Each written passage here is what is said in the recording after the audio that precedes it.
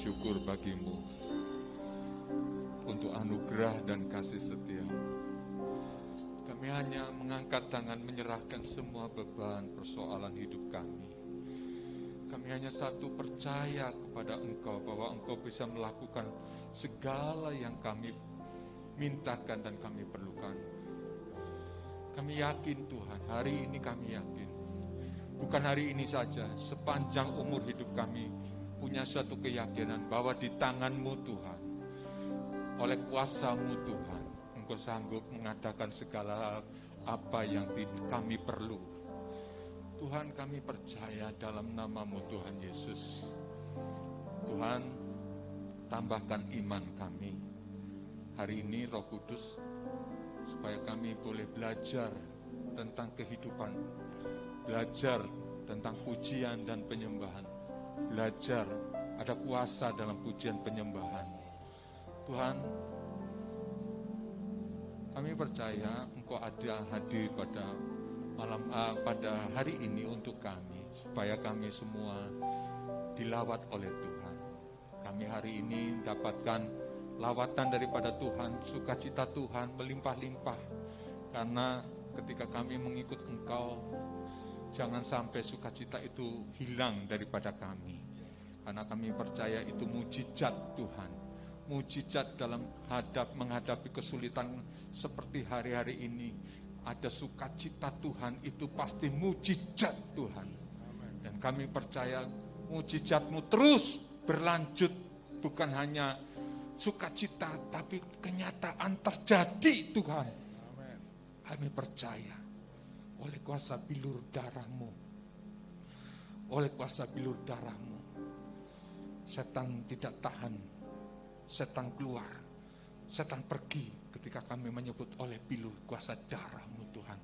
Terima kasih Tuhan. Roh Kudus, ajar kami untuk duduk diam firman-Mu berbicara, firman-Mu menuntun kami, sehingga hari ini kami boleh diberkati oleh kuasa firman-Mu Tuhan. Bukan karena gagah dan kuat hamba-Mu, tetapi semata-matanya Engkau dan Engkau saja Tuhan yang kami permuliakan. Hanya di dalam nama Tuhan Yesus kami siap untuk mendengar firman-Mu. Kita yang percaya bersama katakan, amin. Silakan saudara duduk. Saya ucapkan selamat pagi. Mari kita beri kemuliaan bagi nama Tuhan untuk para pemuji, pemusik yang sudah membawa kita sampai ke hadirat Tuhan. Hadirat Tuhan itu sangat kita perlukan. Hadirat Tuhan itu selalu diberikan dengan cuma-cuma. Hadirat Tuhan itu yang utama itu adalah hati kita. Hati dengan hatinya Tuhan nyatu. Mau di tempat kayak apapun kita, di tempat seperti keadaan katakan di depan kita sudah ada pedang atau nyawa atau hidupmu, ya. Seperti itu kalau kita dalam hadirat Tuhan memenuhi kita, sukacita Tuhan ada pada kita. Saya percaya hadirat Tuhan itu membawa kelepasan. Saya pernah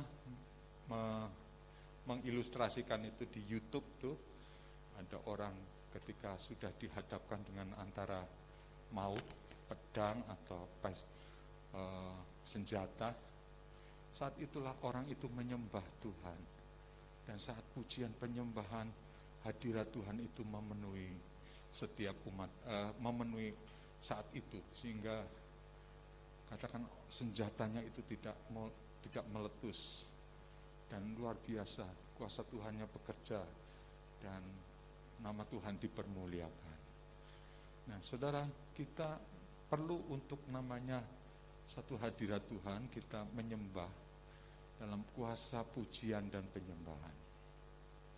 Dalam keadaan hari-hari ini kita harus tetap percaya dalam kita terus dituntun Tuhan, hidup kita terus melejit. Jemaat Bait Kudus hidupnya terus melejit dengan Tuhan. Jemaat Bait Kudus tetap hidupnya melejit dalam Tuhan. Harus dengan penuh optimis, percaya bahwa yang melakukan ini semua karena Tuhan, bukan karena kita. Ya, semata-mata karena Tuhan, bukan karena kita terus melejit dalam pimpinan Tuhan. Tuhan, hamba-Mu mengingatkan bahwa hidup Jemaat Bait Kudus itu hidup yang melejit. Aku percaya dalam nama Tuhan Yesus, melejit dalam pengertian kuasa Tuhan bekerja, anugerah Tuhan bekerja, hidup damai sejahtera, dan segala-galanya. Janji dalam firman Tuhan itu pasti digenapi. Sudah percaya bahwa janji firman Tuhan pasti digenapi? Amin. Iya. Ini pujian, kuasa pujian penyembahan. Kita akan melihat kuasa pujian dan penyembahan. Pujian penyembahan itu suatu respon kita. Jadi pujian dan penyembahan ada respon kita di mana kita menaikkan satu pujian bagi Tuhan. Respon kita di mana hati kita terus menyentuh dengan hatinya Tuhan. Karena pujian penyembahan itu sekali lagi bukan pada musiknya, bukan pada suasana. Kadang orang itu terkadang karena suasananya, musiknya, atau mungkin dengan celacap dan gambus dan kecapi, bukan seperti itu. Pujian penyembahan itu waktu kita sendiri, waktu 2-3 orang berkumpul memuji, menyembah Tuhan, hadirat Tuhan nyata, damai sejahtera Tuhan nyata, lawatan Tuhan nyata.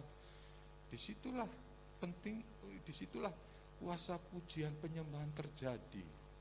Saya percaya setiap kita pernah mengalami kuasa pujian penyembahan. Yang percaya katakan amin. Amin. Saya percaya setiap kita pernah mengalami, ya, pernah mengalami apa? Kuasa pujian penyembahan. Seperti apa kuasa pujian penyembahan? Apakah dengan alat musik seperti ini? Ya bisa tidak. Artinya tinggal hatinya kita. Undang Tuhan, hadirat Tuhan memenuhinya. Jawaban-jawaban Tuhan, anugerah Tuhan berlimpah-limpah, kasih setianya kita rasakan, kita nikmati, dan kita percaya itu sesuatu yang indah, luar biasa dalam Tuhan. Terima kasih Tuhan, terima kasih. Jadi kita pujian penyembahan itu harus merupakan realita hidup, pengalaman hidup. Saya percaya hari ini, saya yakin setelah saudara mendengar firman Tuhan ini, saudara punya kerinduan untuk mengalami kuasa pujian penyembahan. Saudara punya kerinduan untuk mengalami namanya pujian dan penyembahan. Nah ya, mari kita pertama memperhatikan di dalam firman Tuhan. Jadi gini, Paulus, semua ngerti Paulus ya, Paulus dan Silas waktu gereja mula-mula, kurang lebih 63 tahun dari Tuhan Yesus naik ke sorga, dan kemudian murid-muridnya itu pergi memberitakan firman Tuhan. Dan selama dari mulai Tuhan Yesus naik ke sorga sampai 50 tahun pertama, pertobatan Paulus atau Saulus, pertobatan Saulus, dan dia mengalami jamahan Tuhan.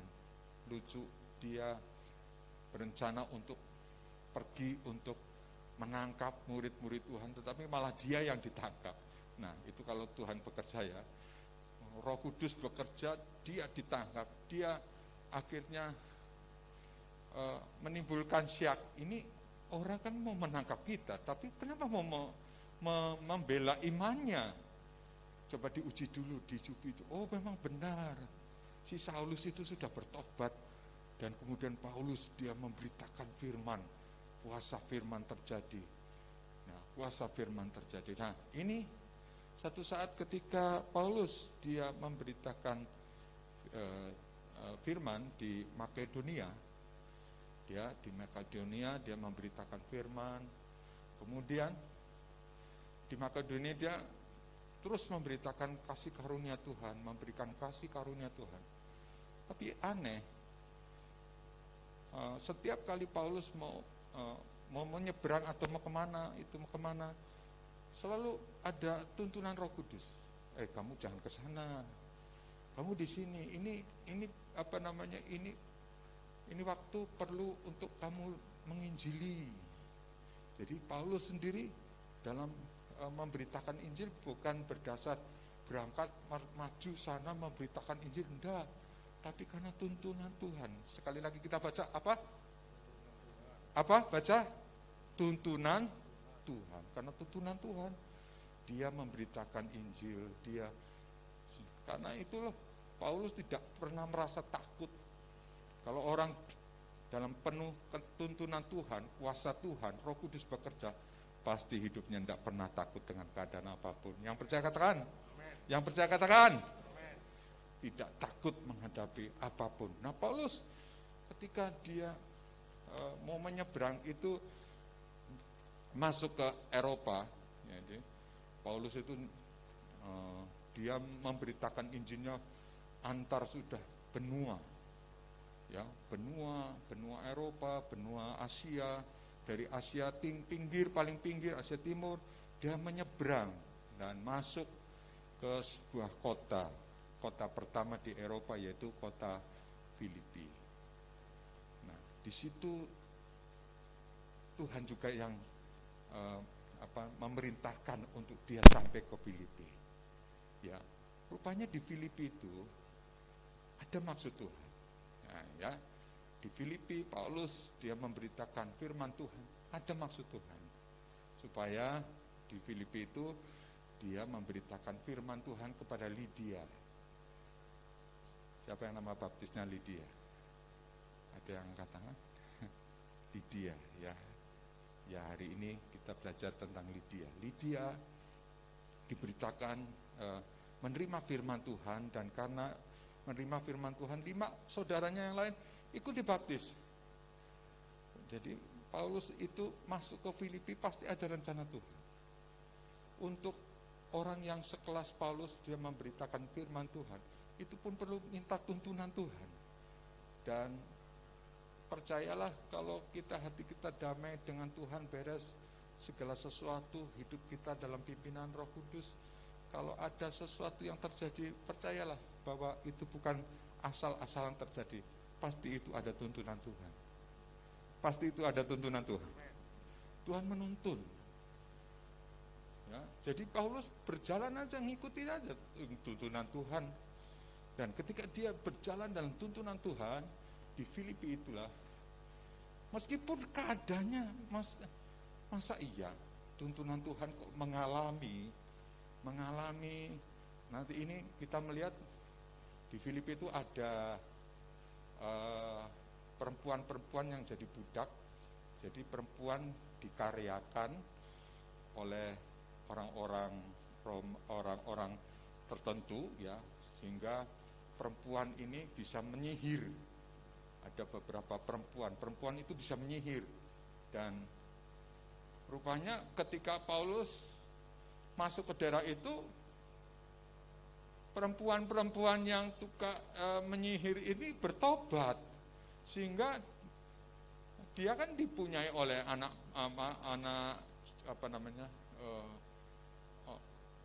buah, ya. Dia kan perempuan anak buah. Dia tidak terima yang pemilik perempuan itu. Dia melapor ke aparat, dan akhirnya dengan begitu ditangkaplah Paulus.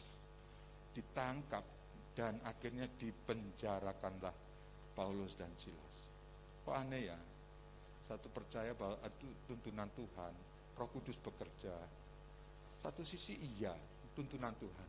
Tapi kok harus mengalami persoalan, masalah apapun yang terjadi, yang ketika Paulus memberitakan firman Tuhan, kok aneh ya, itu kok harus terjadi. Untuk dijadikan melejit memang harus pakai proses seperti itu. Untuk dijadikan mutiara yang luar biasa, pasti akan mengalami proses. Percayalah, dalam Tuhan, proses yang engkau alami itu adalah proses yang baik, bukan proses yang jelek. Tuhan pastinya mengukur. Siapa percaya Tuhan pastinya mengukur kita? Amin. Saya dengan orang yang tinggal di pedalaman pastinya mengukur. Kalau yang tinggal di pedalaman saya mungkin saya tidak bisa apa-apa di pedalaman. Tapi ketika saya ketika ke Kupang tuh, gerejanya di pinggir hutan, alasnya itu pakai kayu, boro-boro pakai sound system, musiknya tepuk tangan, ya. Ketika itu perjalanan dari mulai tempat zona itu sampai ke itu harus jalan kaki 3 jam. Di lembah situ kok ada gereja. Ya gereja-gerejaan, kalau orang bilang gereja-gerejaan ada salibnya. Sesuai pertama pasti ada salibnya. Di situ luar biasa orang memuji Tuhan. Sukacitanya luar biasa. Mike Sonder apa, tetapi sukacitanya melimpah. Saya bingung ya, kok di sini kok ada gereja ya, di pinggir hutan ada gereja ya. Rupanya gereja sampai di mana-mana ya. Luar biasa saudara. Dari itu saya Tuhan bicara, ya aku bisa melakukan apa saja dalam kehendak-kehendakku. Nah, hamba Tuhan saya ceritakan di situ, hamba Tuhannya berat. Memang suku luar biasa, boro-boro persembahan dari jemaat. Gereja tidak mungkin bisa memberi untuk hidupnya dia, untuk perjalanan misinya dia, tidak mungkin saudara. Kadang tidak ada persembahan, ya tidak ada persembahan, tapi puji Tuhan. Kalau itu pekerjaan Tuhan, saya percaya Tuhan pasti melakukan berkesinambungan sampai hari ini. Sangat saya percaya. Tuhan bisa melakukan mujizat di hidupnya hamba Tuhan itu mujizat. Saya tahu sendiri hidupnya mujizat.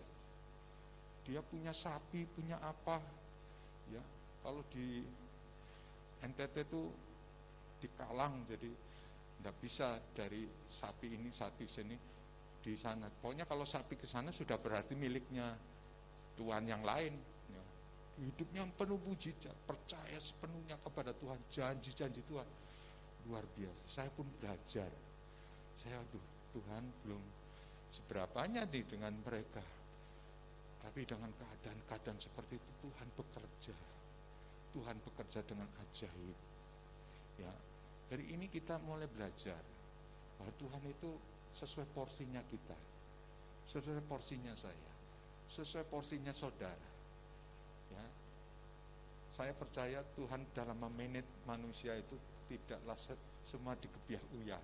Satu persatu Tuhan bentuk, Tuhan ciptakan, Tuhan punya rancangan, Tuhan punya maksud, Tuhan punya maksud, rancangan, dan Tuhan punya hari depan untuk orang-orang yang ditunjuk oleh Tuhan, bahwa hidupnya itu nanti akan memuliakan Tuhan. Saya percaya setiap orang pasti dimanage sama Tuhan dalam rancangan-rencananya itu. Loh, bagaimana jutaan orang kok dirancang rencana? Ya, saudara percaya bahwa ya untuk janji Tuhan. Ini kan berlaku bagi setiap orang yang menggenapi firman Tuhan. Ya, bagi orang yang percaya. Ya, disitulah perempuan-perempuan yang pertama kali dia memberitakan Injil, dan kemudian dia ditangkap oleh Tuhan, tapi di hidupnya dia hidupnya tadinya diperhamba oleh tuannya, dan kemudian merdeka. Paulus dan Silas di penjara, tidak main-main di penjara. Dalam ketika di penjara itulah terjadi kuasa, pujian, dan penyembahan. Di penjara itulah terjadi kuasa, pujian, dan penyembahan. Apakah suaranya itu dinomor satukan itu mungkin suara bagus atau suara rendah? Pujian dan penyembahan itu dari gerak hidup kita, dari angkat tangan kita. Ku mengangkat tangan, hendaku berserah. Coba munculkan tadi, Mbak.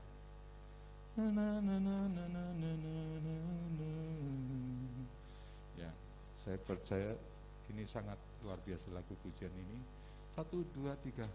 Ku mengangkat tangan, ku menyerahkan semua beban hidupku padanya.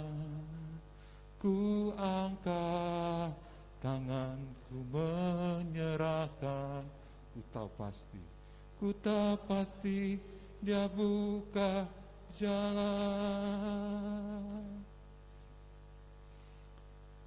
Dengan penghayatan dia memberikan pujian bagi Tuhan, dan kuasa pujian penyembahan hadir. Kota Filipi dilawat Tuhan, terjadi gempa yang besar, hebat dan dahsyat, dan kuasa Tuhan melepaskan belenggu-belenggu mereka yang dipenjara Tuhan. Dan itulah pentingnya pujian penyembahan. Ya, baca Kisah Rasul pasal 16 ayat yang ke-6, Pak Robert. Ya. Pasal 16 ayat 6. Ini ketika Paulus dia dilarang untuk masuk oleh Roh Kudus, tidak diperintahkan masuk ke daerah, tapi masuk ke Filipi, ya. Mereka melintasi tanah Frigia dan tanah Galatia karena Roh Kudus mencegah mereka untuk memberitakan Injil di Asia. Ya, Roh Kudus mencegah mereka memberitakan Injil di Asia. Jadi Paulus menyeberang ke Makedonia, pasal 16 ayat 4 sampai 12. Paulus di Filipi. Jadi Paulus ini ketika antara Makedonia dan Filipi terjadi kuasa mujizat yang hari ini kita belajar. Hari ini juga kita praktekkan. Hari ini juga kita sambut dengan percaya. Hari ini juga mujizatnya yang sama 2000 tahun yang lalu pasti terjadi. Pasti terjadi. Ya, hari ini kita percaya bahwa mujizatnya pasti terjadi. Ya. Pertama, Paulus dia di Makedonia, perbatasan Eropa. Dia memberitakan Injil di Frigia, Galatia, karena Roh Kudus memimpin. Dan setibanya di Misia, mereka mencoba masuk ke daerah Bitinia, tetapi Roh Yesus tidak mengizinkan mereka.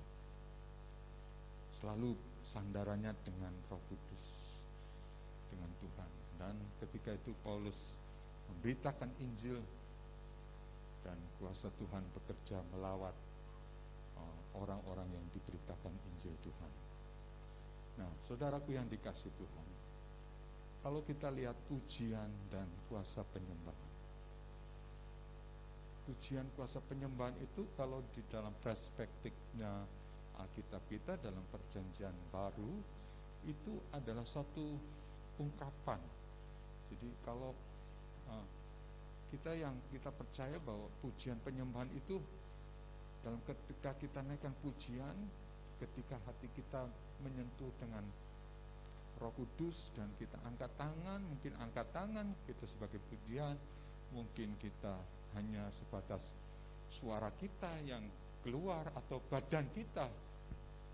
Orang memuji Tuhan hadirat Tuhan memenuhi. Bisa kan kita mengangkat tangan, itu juga pujian. Menaikkan suara itu pujian. Kita mungkin seperti ibu-ibu sedang memasak, itu pujian. Atau kita lagi mengerjakan pekerjaan di kantor dengan kesulitan-kesulitan dihadapi, kita naikkan pujian, itu pun pujian. Atau kita sedang naik kendaraan,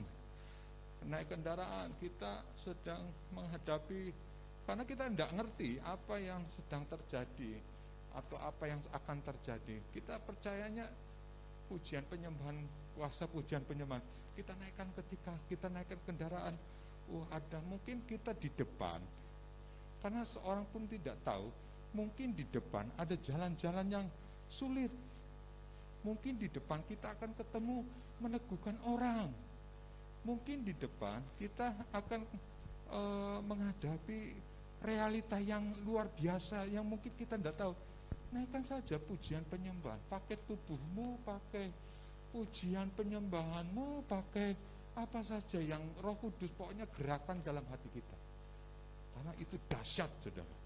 Yang percaya katakan, dahsyat, ajaib.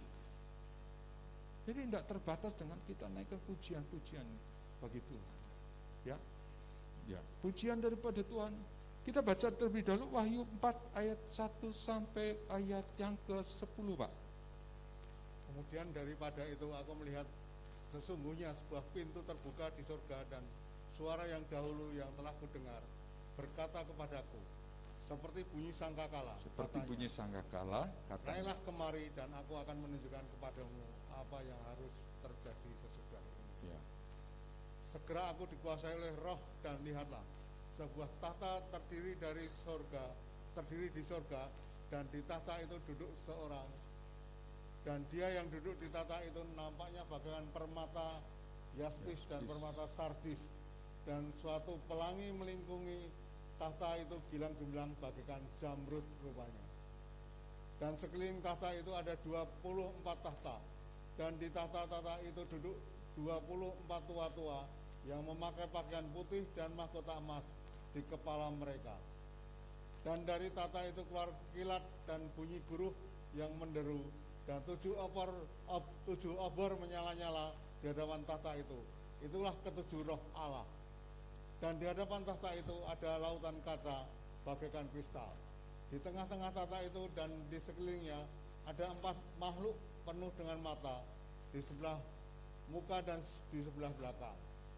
Adapun makhluk yang pertama sama seperti singa, dan makhluk yang kedua sama seperti anak lembu, dan makhluk yang ketiga mempunyai muka seperti muka manusia, dan makhluk yang keempat sama seperti burung nasar yang sedang terbang.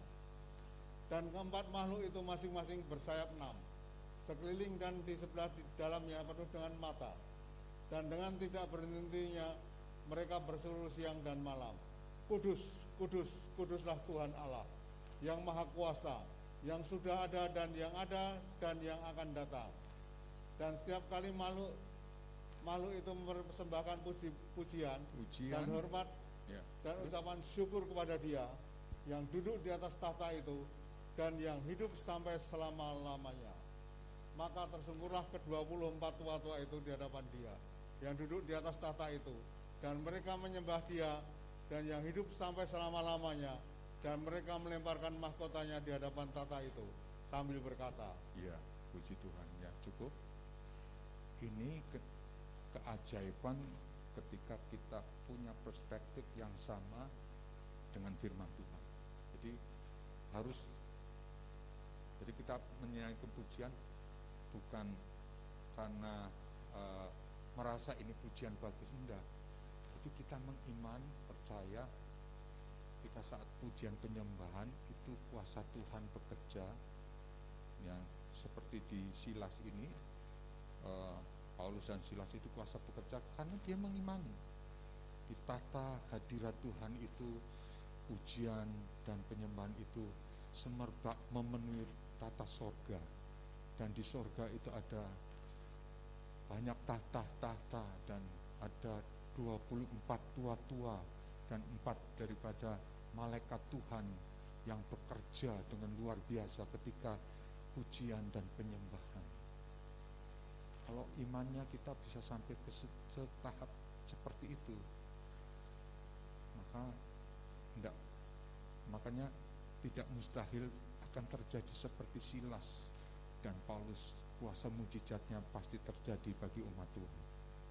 Amin. Kuasa mujizatnya terjadi bagi umat Tuhan. Dia naikkan pujian. Sekali lagi, hati. Jadi kunci dari semuanya itu dari hati kita, hidup kita, hati kita. Pujian penyembahan itu sampai tata hadirat Tuhan. Hadirat Tuhan memenuhi kita. Sehingga kalau orang dijamah Tuhan, kepenuhan Roh Kudus, tidak harus dengan musik.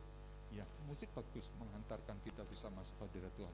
Tapi ketika Roh Allah kerja, Roh Kudus bekerja, kita menyembah, hadirat Tuhan memenuhi. Tuhan, sampai seperti tatamu Tuhan, Engkau punya kuasa, 4 kuasa Tuhan, malaikat Tuhan menjamah dalam nama Tuhan Yesus. Kuasa Tuhan bekerja, kuasa Tuhan bekerja. Engkau bekerja Tuhan, engkau bekerja Tuhan. Ya, engkau bekerja. Jadi kuasa pujian pertama, penyembahan itu pertama kita harus melihatnya dari sisi Tuhan. Yesus sendiri sangat menghargai pujian dan penyembahan. Yang pertama kita lihat beberapa poin-poin. Pertama, membuka jalur komunikasi dengan Tuhan. Saya ceritakan saja, membuka jalur komunikasi dengan Tuhan. Ini yang sering kita alami. Baik kita siap atau tidak siap, pasti kita sering bisa setiap waktu, bisa setiap saat, pasti kita alami. Antara kita inginnya memuji dan antara kita memikirkan persoalan. Kadang antara keinginannya kita memuji dan memikirkan firman Tuhan, kan pasti berat buat kita. Mau ngikut apa? Kenyataannya seperti ini. Tapi oleh firman Tuhan dikatakan kita pujian penyembahan menyentuh pujian Tuhan. Nah, pertama kita pujian penyembahan itu membuka jalur komunikasi kita dengan Tuhan. Ya, kita buka firman Tuhan di dalam 2 Raja-Raja pasal 3. Cukup Pak Robert, enggak usah ya. Saya ceritakan saja, nanti di rumah Anda bisa baca. 2 Raja-Raja pasal yang ketiga, ayat yang ke-3 sampai ke-12. Ceritanya begini. Bangsa Moab itu adalah musuh orang Israel.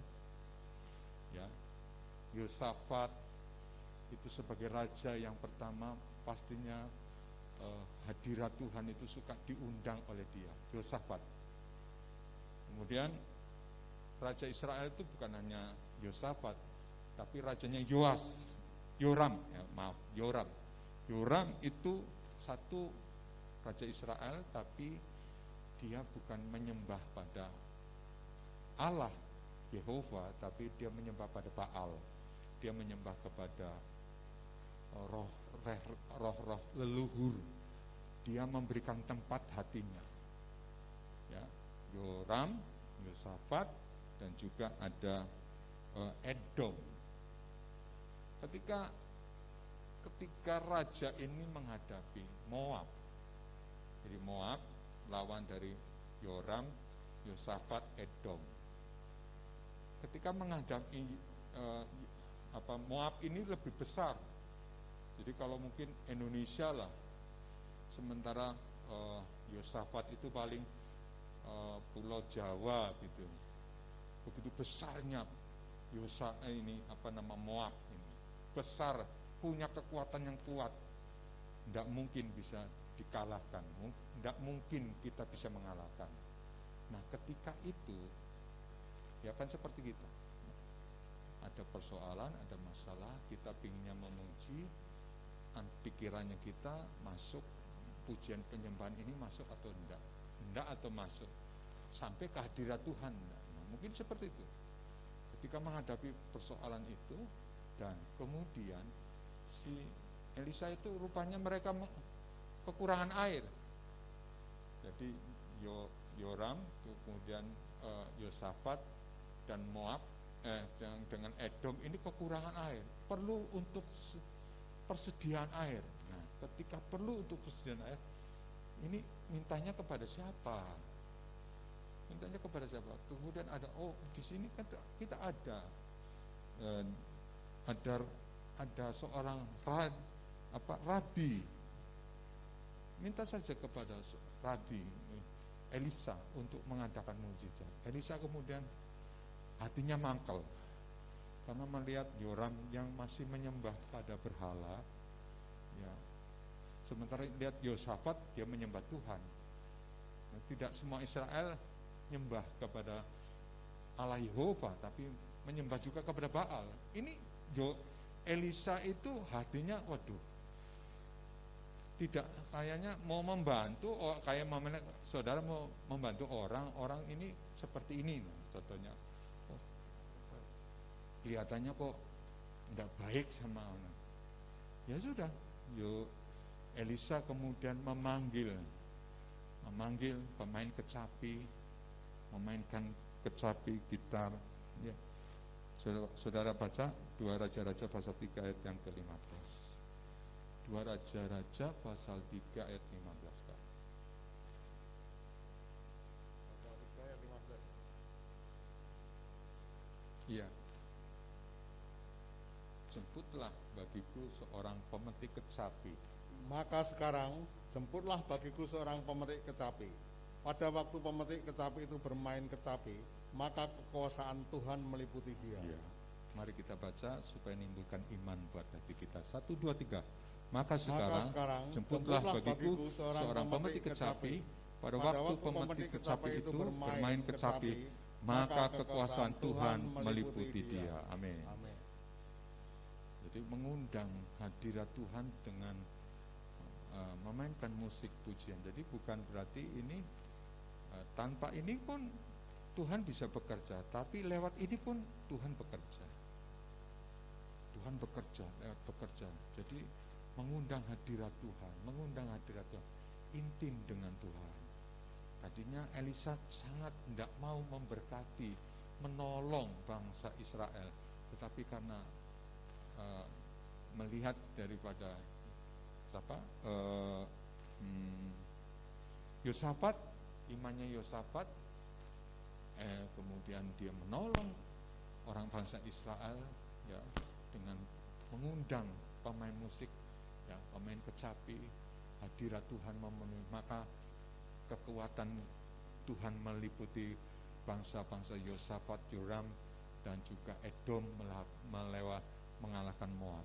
Jadi bisa peperangan batin. Kan kita dalam hidup kan peperangan batin, ini seperti ini. Kan sering kita ngalami gitu peperangan batin ini. Ya sudah, kita tidak punya kekuatan apapun, pakai akal pikiran kita bunek. Kita naikkan pujian bagi Tuhan, maka kuasa Tuhan pasti melawat kita. Kuasa Tuhan pasti melawat kita ya. Dalam hidup itu seperti itu. Yang kedua, menghilangkan depresi dan ketakutan. Nah, kita baca Yesaya 61 ayat 1 sampai 3.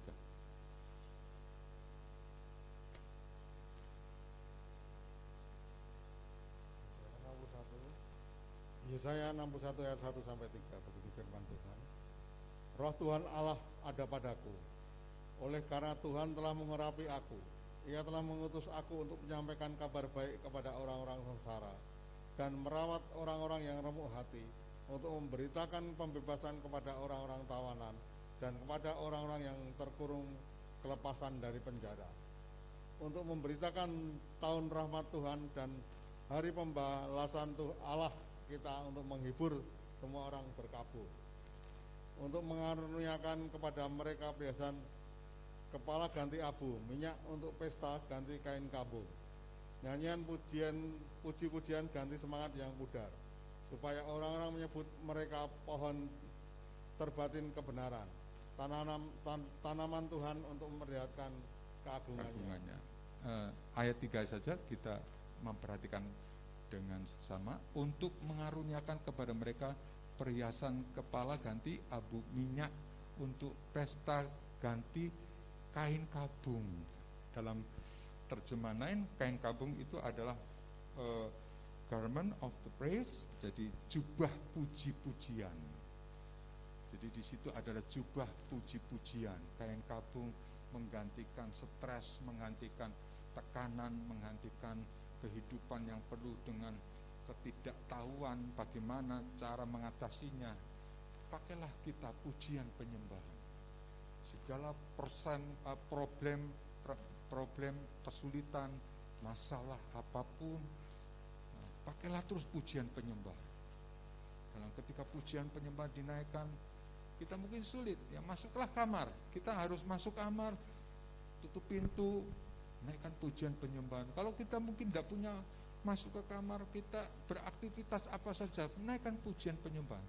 Nanti sampai hadirat Tuhan itu penuh melimpah dalam hidupmu, dan saya percaya disitulah Tuhan melawat engkau. Amin. Disitulah Tuhan melawat engkau. Hadiratnya Tuhan itu menghilangkan segala depresi, lemah. Ya, ketika mungkin mau pulang ini nanti saya akan mau ketemu ini orangnya ini mungkin orang seperti ini kayak gini, kita dalam pikiran kita sudah susah mau ketemu orangnya. Tapi ketika kita masuk dalam hadirat Tuhan, menyembah, bawa motor atau bawa mobil dalam hadirat Tuhan, menyembah dalam keadaan seperti itu, Tuhan, kita menyerahkan kepada Tuhan apapun kesulitan yang kita akan hadapi. Di situ mujizat, kelepasan, kelegaan terjadi karena kita memakai jubah puji-pujian bagi Tuhan. Amin. Jubah puji-pujian. Yang ketiga, senjata rohani melawan gelap. Jadi kadangkala pujian penyembahan kita itu disadur dari Alkitab, dari apa yang terjadi di dalam Alkitab, terus kita nyanyikan. Karena ketika kita naikkan pujian bagi Tuhan itu kan pakai firman itu kan senjata. Firman itu adalah senjata kita untuk kita menghadapi kuasa gelap, kuasa roh jahat, kuasa roh iblis. Senjata kita, ya. Dalam Efesus 6 ayat yang ke-17, inilah kenapa firman itu menjadi senjatanya kita. Efesus 6 ayat yang ke-16, kita baca ayat ini bersama-sama. Efesus 6 ayat yang ke-17. 1, 2, 3. Dan terimalah ketopong keselamatan dan pedang roh, yaitu firman Allah. ya, pedang roh yaitu firman. Firman bekerja. Jadi kalau pujian penyembahan, saya percaya karena saya mempraktekkan pujian dan penyembahan yang dari firman. Firman kita bisa naikkan, itu merupakan bentuk lagu yang siapapun yang mengarang, ataupun kita naikkan pujian sendiri dengan firman-firman yang kita hafal, yang kita mengerti, yang kita imani.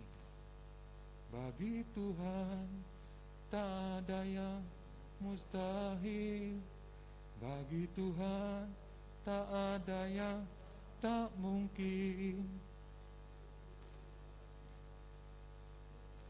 Dia akan bagiku, ku diangkat dan dipulihkannya. Itu firman yang bekerja, bukan saya, bukan jenengan, bukan kita, tapi yang bekerja firman. Firman itu yang menembus hal-hal yang mustahil, hal-hal yang sulit, hal-hal yang manusia mungkin tidak bisa apapun, tapi dia firman bekerja dengan tajam, bekerja. Jadi pujian penyembahan yang didasari, dilandasi firman itu luar biasa. Saudara tidak percaya? Coba praktekkan bagi orang yang pelayanan, khususnya untuk kuasa-kuasa kegelapan, mengusir kuasa gelap. Lagu pujian, darahmu Yesus sucikan daku, darahmu Yesus bebaskanku, darahmu Yesus ubahkan daku, ku dijadikan baru. Sebut nama saudara, darahmu Yesus sucikan Willy, darahmu Yesus bebaskan Willy. Kita dengan Tuhan, yang penting kita pegangnya firman. Firman kita kerjakan, kita katakan, kita ameni. Selebihnya daripada itu kuasa Tuhan yang kerja. Jangan pakai andalan pikiran kita, jangan pakai kita, tapi kuasanya Tuhan. Sekecil apapun kita harus mengandalkan kuasanya Tuhan. Tidak boleh kita mengandalkan kuasa pribadi kita. Engkau hebat, engkau kayak apapun, tapi tidak boleh kita mengandalkannya kita. Apalagi kita kan menjadi sombong. Sombong itu ya semuanya kita. Itu tidak boleh dalam Tuhan. Kita percaya darahmu Yesus sucikanlah. Saya lihat kalau beberapa pelayanan dengan istri, ketika melayani orang-orang yang berkebutuhan khusus, dalam arti ada kuasa kegelapan, ada yang memakai macam-macam, ada yang punya roh ketakutan, ada yang rumah tangganya sudah di ujung masalah yang berat.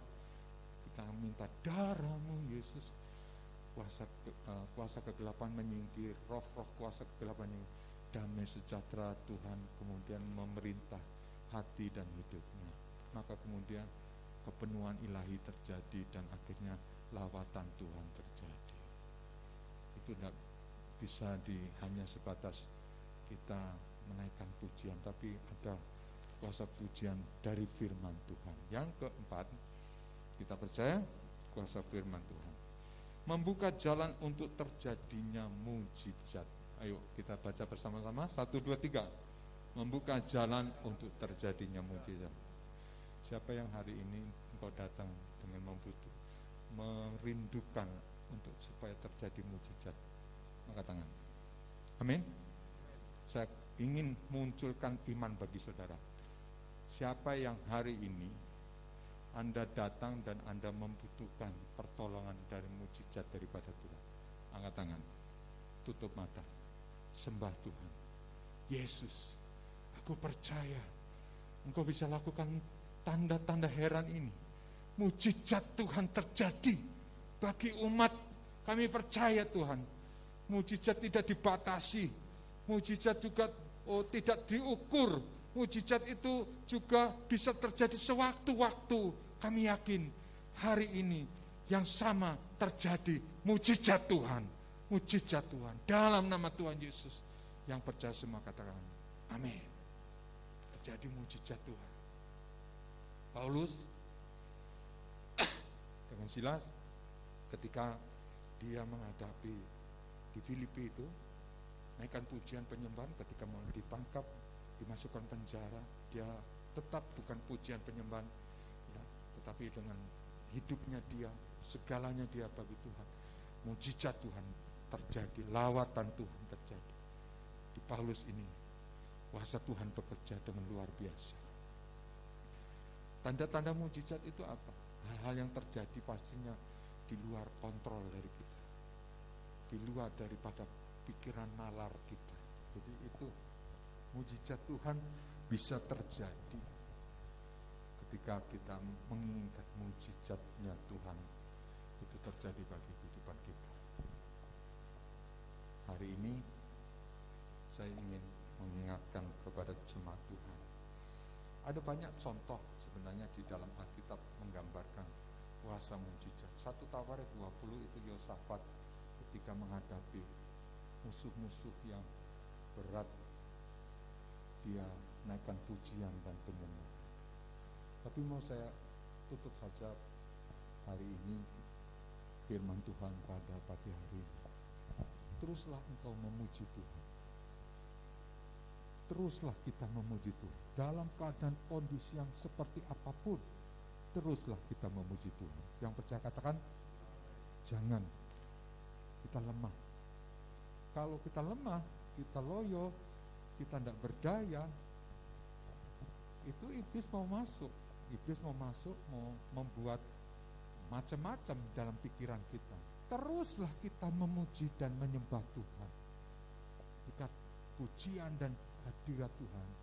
Ya, sekali lagi ini pujian dan hadirat Tuhan itu akan mendatangkan mujizat. Ada 5 sebenarnya. Pujian itu bisa dengan kita gerak tubuh kita, itu juga bisa mungkin kalau di Filipi Paulus dan Silas itu bukan pujian orang digebuki, orang dipasung, di apapun ya.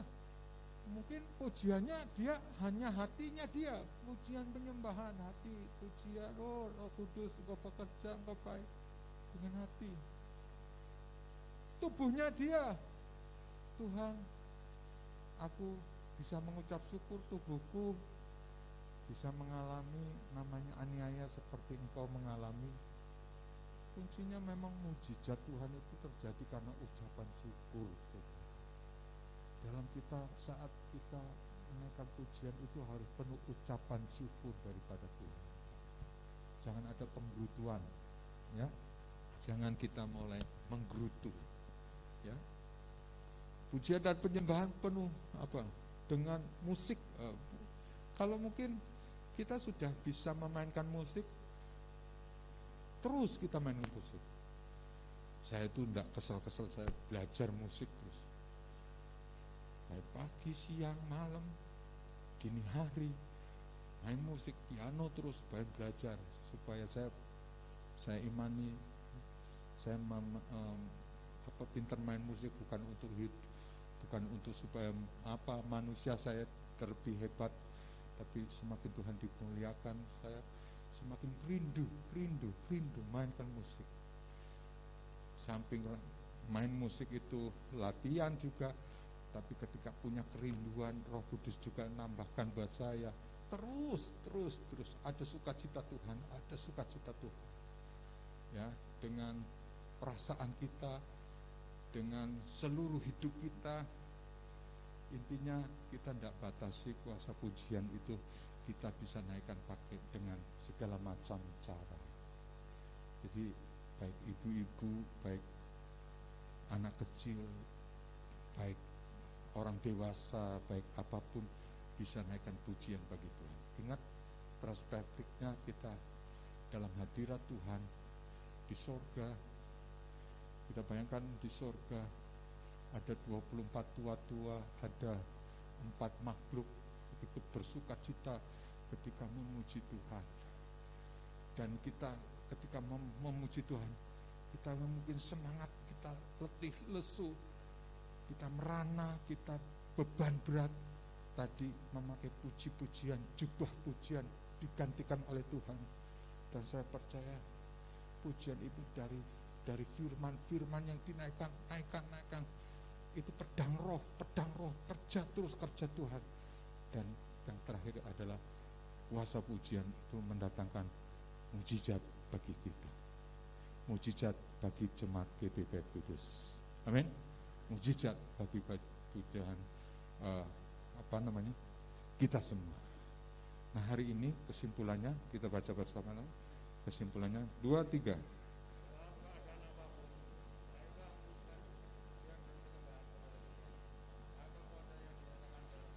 Amin.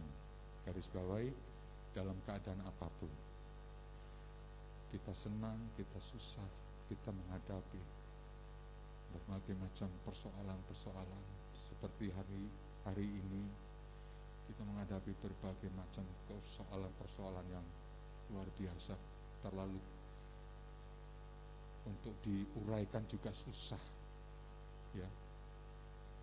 Seperti halnya Tuhan Yesus membuat 5 roti 2 ekor ikan untuk memberi makan 5.000 orang. Kalau diuraikan 5 roti 2 ekor ikannya susah, ketemunya tidak ada dari mana. Kok tapi bisa memberikan kecukupan bagi orang-orang yang hadir waktu itu. Si Tuhan, kiranya hari ini sabda dan firman Tuhan meneguhkan bagi kita yang sudah naikkan pujian, tambah lagi hidup kita, syukur kita, pujian kita. Nanti ada kuasa yang bekerja. Kalau tidak terjadi hari ini, yakinlah bisa terjadi nanti malam atau besok pagi. Tapi ketika pujian penyembahan dinaikkan, dan satu iman percaya kita, Tuhan, aku sudah nyerahkan kepada Engkau pergumulan hidupku, persoalan hidupku. Lebih daripada itu bagianmu Tuhan, aku tidak bisa, tidak sanggup. Ya, saya alami, saya ceritakan tentang kuasa pujian buat penyembahan. Pujian terus, pujian penyembahan sampai ke titik klimak. Tuhan memberikan saya buat kesadaran penuh 100%. Wah, luar biasa. Pujian dan penyembahan, pujian. Ya. Kalau ditanya sama istri saya, gue dulu menyenangi aku tuh karena apanya? Coba ditanya. Istri saya coba ditanya. Ini jujur ya, tidak ada satu rekayasa. Kalau ditanya, pasti jawabannya, ya dari sekian pengerja yang aku lihat, kamu yang suka pujian penyembahan. Jadi kalau pujian penyembahan juga dapat jodoh yang bagus ya. Haleluya. Itu pujian penyembahan, saudara. Saya memang, hati saya suka dengan pujian penyembahan dari dulu, dari jemaat masih berapa orang pujian penyembahan sampai hari ini. Apa yang hari ini kita lihat bersama, gedung segala macamnya, ini bukan karena kita kuat gagahnya kita, tapi karena Tuhan bersama dengan kita. Dia melakukan apapun yang tidak mungkin bagi kita, tidak mungkin bagi saya, tapi mungkin bagi Tuhan. Amin. Mungkin bagi Tuhan. Tuhan bisa melakukan apa saja.